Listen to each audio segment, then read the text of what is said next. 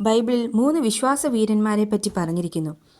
എബ്രായ ലേഖനക്കാരൻ വിവരിക്കുന്നത് വിശ്വാസവീരന്മാർ അസാധാരണ പ്രവൃത്തികൾ ചെയ്തവരായിരുന്നു, എന്നാൽ അവർ സാധാരണക്കാരായിരുന്നു. അവരിലുണ്ടായിരുന്ന അസാധാരണത്വം അവരുടെ വിശ്വാസം മാത്രമായിരുന്നു. സാധാരണ ജീവിതത്തിൻ്റെ വഴിത്താരകളിൽ അവർ ദൈവത്തോടൊപ്പം നടന്നു, ദൈവത്തെ പ്രസാദിപ്പിച്ചു, ദൈവത്തെ അനുസരിച്ചു. അവരാണ് ഹാബേൽ, ഹാനോക്ക്, നോഹ. കായീനും ഹാബേലും അർപ്പിച്ച യാഗത്തിൻ്റെ കഥ നമുക്ക് സുപരിചിതമാണ്. കായീൻ്റെ യാഗത്തിൽ ദൈവം പ്രസാദിക്കാതിരുന്നത് വേദപണ്ഡിതന്മാരുടെ ഇടയിലും തർക്കമുണ്ട്.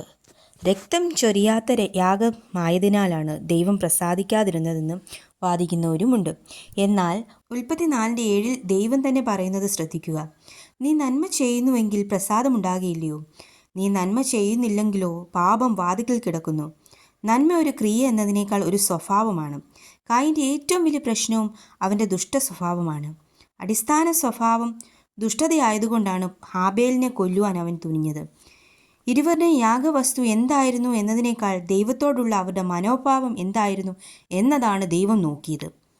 യാഗവസ്തുവുമായി വന്നപ്പോൾ പോലും ദൈവസന്നിധിയിൽ നിൽക്കുമ്പോഴും കായീൻ്റെ മനസ്സിൽ ദുഷ്ട സ്വഭാവമായിരുന്നു. ദൈവത്തോടുള്ള നമ്മുടെ ഉത്തരവാദിത്വം യാഗമർപ്പിക്കുന്നത് കൊണ്ട് അവസാനിക്കുന്നില്ല. ദൈവം ആഗ്രഹിക്കുന്ന പോലെ ഒരു ജീവിതം നയിപ്പാൻ നമുക്ക് കഴിയണം. അത് ദൈവസന്നിധിയിൽ വരുമ്പോൾ മാത്രമല്ല.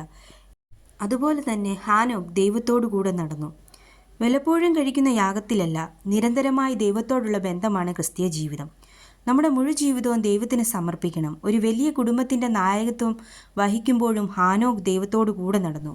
ഹാനോക്ക് ദൈവത്തെ പ്രസാദിപ്പിക്കുകയും ദൈവം അത് അംഗീകരിക്കുകയും ചെയ്തു. തൻ്റെ കുടുംബത്തിലും മാതൃകയുള്ളവനായിരുന്നു ഹാനോക്ക്. അങ്ങനെ ഹാനോക്ക് ദൈവത്തോടു കൂടെ നടന്നു. ദൈവം അവനെ എടുത്തുകൊണ്ടതിനാൽ കാണാതായെന്ന് തിരുവചനത്തിൽ എഴുതിയിരിക്കുന്നു. നോഹ ദൈവത്തെ അനുസരിച്ചു. വിശുദ്ധ ബൈബിൾ അത് വിശദീകരിച്ചിരിക്കുന്നത് വിശ്വാസത്തിൻ്റെ ഏറ്റവും നല്ല മാതൃകയായി നോഹയെ കാണുന്നു. നോഹ ദൈവവചനം അംഗീകരിച്ചു. ദൈവിക അംഗീകാരം നേടി ദൈവശക്തി മനസ്സിലാക്കി ദൈവത്തെ അനുസരിച്ചു. ദൈവം പറയുന്നത് കേൾക്കുവാനും അനുസരിക്കുവാനും കാക്ഷിക്കുന്ന വിശ്വാസികൾക്ക് ഏറ്റവും നല്ല നിഴലാണ് നോഹ. ദൈവകൽപ്പന കേട്ട നോഹ പെട്ടകം പണിതു. അനുസരണത്തിൻ്റെ പ്രാധാന്യത്തെക്കുറിച്ച് തന്നെ മത്തായി 7:24 മുതൽ 27 വരെ കർത്താവ് എടുത്തു പറഞ്ഞിരിക്കുന്നത് ശ്രദ്ധിക്കുക. നോഹയുടെ അനുസരണം അതുപോലെ ധൈര്യവും വിശ്വാസത്തിലും അധിഷ്ഠമായിരുന്നു.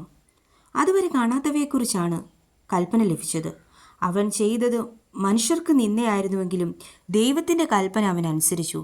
അനേക സംവത്സരങ്ങൾ നോഹ പ്രസംഗിച്ചു. ഈ സമയം എല്ലാം ദൈവം ക്ഷമയോടെ കാത്തിരുന്നു. ദൈവത്തോട് ചേർന്ന് നോഹ പ്രവർത്തിച്ചു. അനുസരിക്കുന്നവൻ ദൈവത്തോട് ചേർന്ന് പ്രവർത്തിക്കുകയാണ് വേണ്ടത്. നോഹയുടെ അനുസരണം മറ്റുള്ളവർക്ക് മണ്ടത്തരമായി തോന്നി. എന്നാൽ നോഹയുടെ വിശ്വാസം നീതിയായി ദൈവം കണക്കിട്ടു. ഉൽപ്പത്തി പുസ്തകത്തിൽ നോഹയെക്കുറിച്ച് പറയുന്നത് ദൈവം തന്നോട് കൽപ്പിച്ചതൊക്കെയും നോഹ ചെയ്തു. ഉൽപ്പത്തി 6:22. അതുപോലെ തന്നെ ഉൽപ്പത്തി 6:9 പറഞ്ഞിരിക്കുന്നു, നോഹ ദൈവത്തോടു കൂടെ നടന്നു.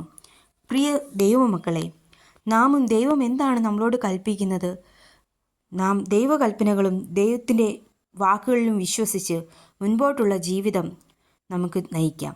വിശ്വാസത്തിൻ്റെ നായകനും പൂർത്തി വരുത്തുന്നതിനായി കർത്താവിനെ നോക്കി നമ്മുടെ ഓട്ടം സ്ഥിരതയോടെ ഓടാം.